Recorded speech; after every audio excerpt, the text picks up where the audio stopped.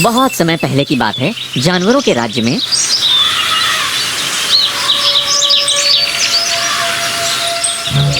एक बहुत घमंडी शेर रहता था। वो बहुत ही ताकतवर और निर्दयी था।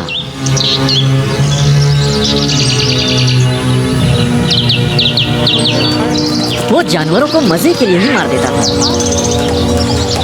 और जंगल के बाकी जानवर भी उससे बहुत डरते थे। सभी जानवर जंगल के भविष्य के लिए भी चिंतित थे, क्योंकि शेर अपनी खुराक से ज्यादा जानवरों को मार डालता था। सभी जानवरों ने एक सभा बुलाई।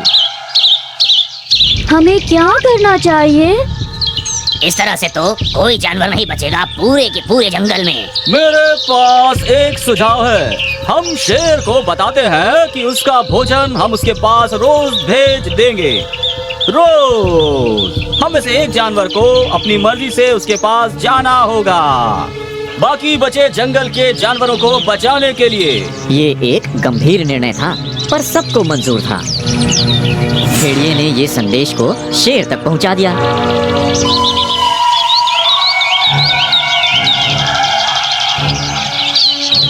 शेर को भी ये मंजूर था।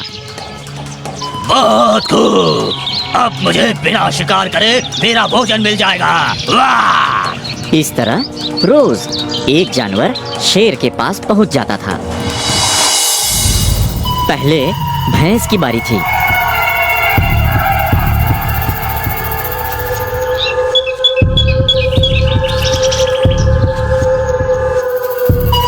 दूसरे दिन शेर के पास हिरण गया। उसके बाद ज़ेब्रा की बारी थी। कुछ समय ऐसे ही चलता रहा। अब बारी थी खरगोश की, जिसको शेर का भोजन बनना था।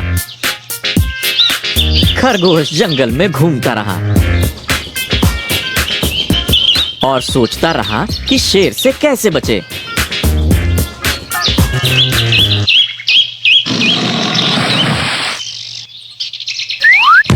उसने शेर की गुफा तक पहुंचने में बहुत समय लगा दिया। जब तक वो गुफा तक पहुंचा, तब तक काफी देर हो चुकी थी और शेर बहुत भूखा और गुस्से में था।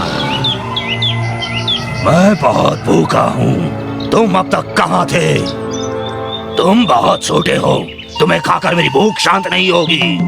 जंगल के सभी जानवरों को इतना कम भोजन भेजने की सजा भुगतनी पड़ेगी। हे राजा, मुझे माफ कर दो।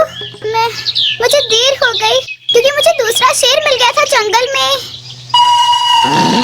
वो मुझे खाना चाहता था और उसने कहा कि मैं जंगल का राजा हूँ। वो राजा? हाँ? तो और उसने तुमसे क्या कहा? जब मैंने बताया कि मैं आपका भोजन हूँ, तो उसने हंसकर आपके बल और आपकी ताकत को ललकारा है और उसने ये भी कहा कि वो आपको जरूर हरा देगा। घमंडी शेर बहुत नाराज हुआ और दहाड़ा। मुझे उस शेर के पास ले चलो, मैं उसे दिखाऊंगा असली राजा कौन है। हाँ, क्यों नहीं जंगल के राजा।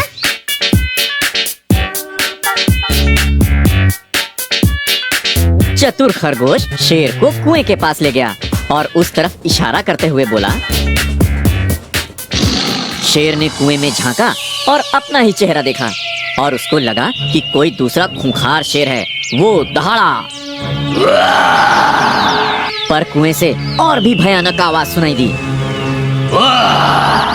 मैं तुम्हें दिखाता हूँ। ये कहते हुए वो मूर्ख शेर अपने दुश्मन से लड़ने के लिए कुएं में कूद गया और कुछ ही समय में डूबकर मर गया।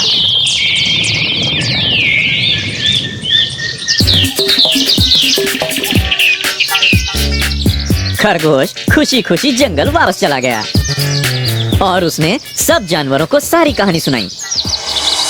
बाकी जानवरों ने खरगोश की खूब प्रशंसा की और वे सभी खुशी खुशी जंगल में रहने लगे।